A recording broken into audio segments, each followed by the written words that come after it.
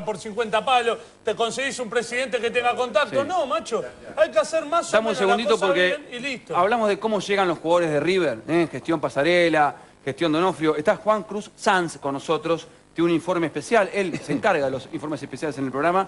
Juan Cruz, bienvenido, ¿cómo estás? Gracias, Gustavo, gracias a todo el equipo. Y así es un informe especial, vamos haciendo todos los domingos algo distinto para meternos a hablar de las cosas que nadie quiere hablar en el fútbol. En este caso, ¿se refiere a cómo llegan los jugadores de Boca? En realidad no solo a Boca, sino vamos a hablar a los que me gustó denominar como los chabranes del fútbol. ¿Por qué? Porque se trata de algunas personas que no les gustan las fotos, no están en ningún lado, directamente manejan economía casi a la par de gobernadores de provincia. Nadie los conoce y sin embargo son los verdaderos dueños de la pelota. A ver.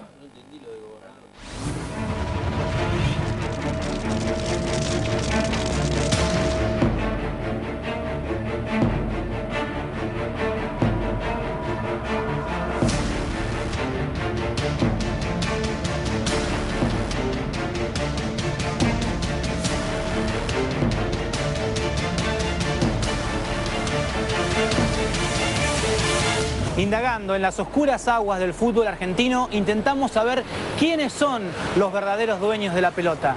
No son los jugadores, no son los clubes. Hoy, en el show del fútbol, te vamos a contar quiénes son los representantes.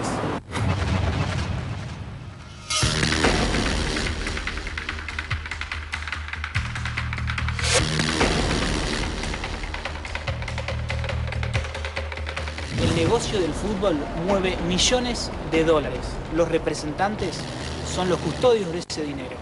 Por eso vamos a hablar con Roberto Digón, ex dirigente de Boca, que nos va a explicar, va a poner negro sobre blanco sobre ese tema.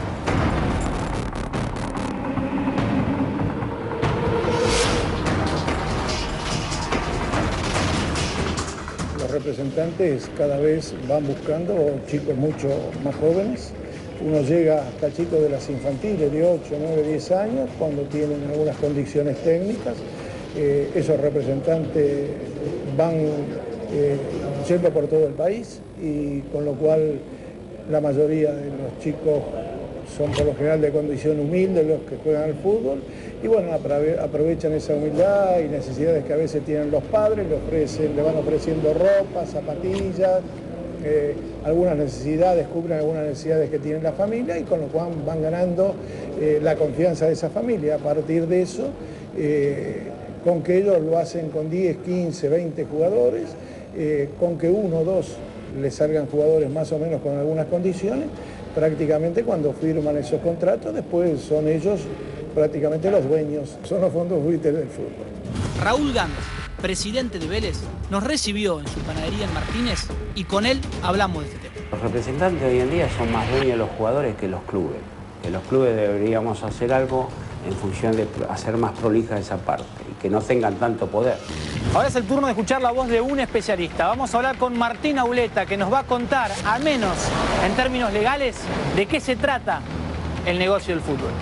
Este año se van a implementar toda una serie de cambios en todo lo que tiene que ver con los derechos económicos. Y uno de los cambios puntualmente, que es a partir del 1 de mayo, si yo no recuerdo mal, es que los derechos económicos no van a poder estar en cabeza o en poder de terceros. En Argentina hay o debería haber en teoría un registro que está implementado en un boletín, en una regulación especial de AFA sobre el tema que establece la obligatoriedad de registrar estos contratos. ¿Qué grado de cumplimiento tiene?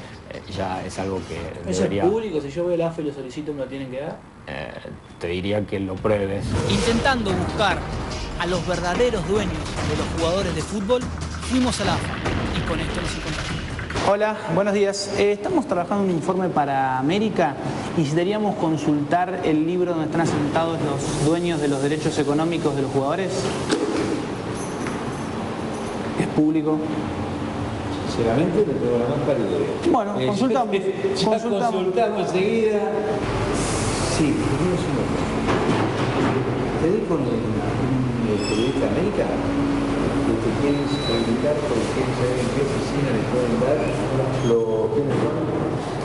Los dueños de los derechos económicos de los jugadores. Pero después no se lo da nadie. No se lo da nadie. Por eso no se lo puede dar. Perfecto, gracias. No me lo puede dar nadie. No me lo puede dar nadie. Intentamos en la AFA obtener los datos sobre los dueños de los derechos económicos y parece que eso es el santo grial, que conseguir la lista de quién es el dueño de tal jugador es imposible. ¿Por qué sucede eso? Históricamente en la AFA nunca se sabe nada ni de las cosas económicas, ¿no? Pero no lo digo de ahora, de toda la vida. Lamentablemente, casos de representantes que manejan los clubes hay varios. Pero hoy vamos a poner la lupa en Boca. ¿Los hinchas del Xeneize saben quién maneja todo el fútbol en el club que tanto aman? Yo se los voy a contar. El que maneja todo en Boca se llama Eduardo Gamarnik. Ojo, que Gamarnik no es Bragarnik. Ya nos vamos a encargar de Cristian, otro dueño de la pelota. Mejor ahora hablemos de Eduardo. Gamarnik no solo es el representante del Vasco Arruabarrena, sino que además es el amo y señor de la cantera Xeneize. Fíjense, todos los jugadores, si no pasan por Gamarnik, difícil que puedan ingresar a Boca. Tiene que ser realmente un superdotado para poder llegar, y si no, lo van bicicleteando, lo van ocultando, no lo dejan entrenar con la reserva, con la primera. Esto ha sucedido. Gracias a las negociaciones de Gamarnik en este último mercado de pases, por ejemplo, en Boca se manejaron de manera muy desprolija. Es que habrían llegado algunos jugadores que no tenían el apto físico para jugar en primera e igual se los contrató. Por lo que después fueron a contratar reemplazantes del mismo puesto. ¿Cuál es el negocio de traer un jugador roto? Las comisiones son altísimas y nadie se las quiere perder. Sebastián Varela del Río, periodista del diario Clarín y especialista en el tema, nos contó algunos detalles más. En Boca hace poquito se conoció el caso del juvenil Santiago Krieger, goleador de las inferiores y de la cuarta. El chico hizo 72 goles en 88 partidos y misteriosamente no encontraba la chance de subir a la reserva, de hacer una pretemporada con la reserva o de conseguir un contrato. Ni siquiera estamos hablando de la primera. La situación se da en términos de que el chico le ofrecen varias veces cambiar de representante. El jugador decide no cambiar de representante porque con el que estaba bien, y misteriosamente a partir de ahí se le cerraron las puertas. Esto en Boca es algo que ocurre y es algo que se da porque hay determinados representantes que manejan el caudal de chicos que juegan en inferiores y que si no estás con ellos no podés ascender.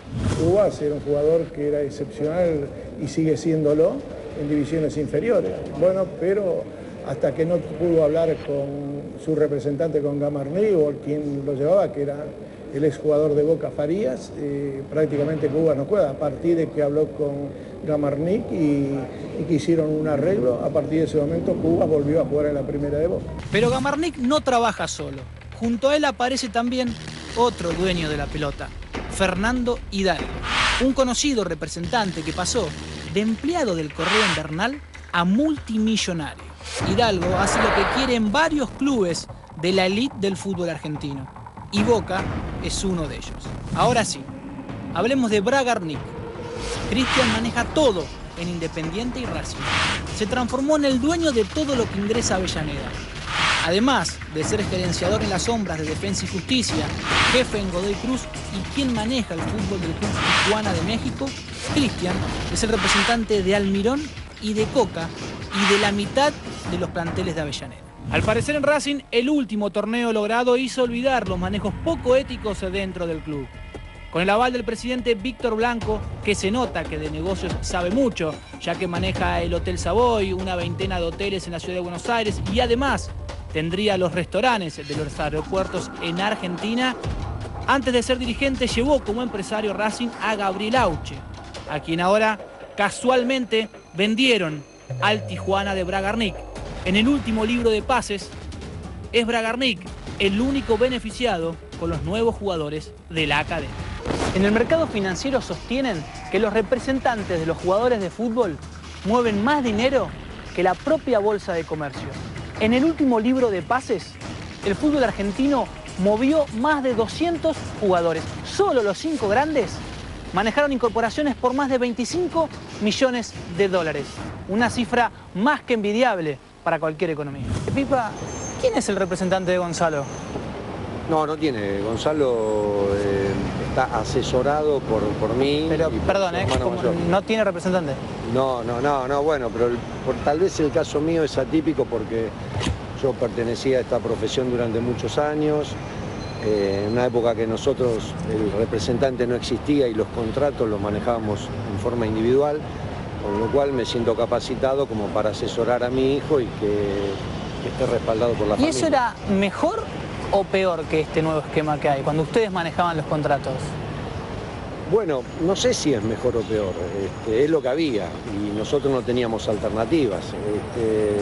Hoy puede haber representantes buenos, como no tantos, en fin, eso es, lo decide el jugador, a quien elige y a partir de los comportamientos después juzga.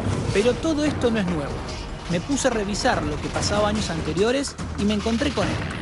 En 2013, Adrián Castellanos, representante de Ramón Díaz, ofició de intermediario para la llegada de Jonathan Fabro, que tanto le costó a Ramón. Fabro no rindió y volvió a Paraguay para jugar en Cerro Porteño. Desde 2010 a esta parte, Leo Rodríguez llevó muchos jugadores y poco orgullo a Independiente. Hilario Navarro, Eduardo Tucio, Gabriel Vallés, Carlos Mateu, Walter Buse, Matías Oyola, Chino Clara, Diego Churín, Osmar Ferreira y Facundo Parra. La carrera de Leo Rodríguez murió cuando fue suspendido por la FIP, por negocios irregulares. Como vimos, el caso Bragarnik en el fútbol argentino no es el único. ¿Los dirigentes del fútbol seguirán avalando los negociados de los representantes? Todo indica que si la pelota entra, en el fútbol argentino todo vale.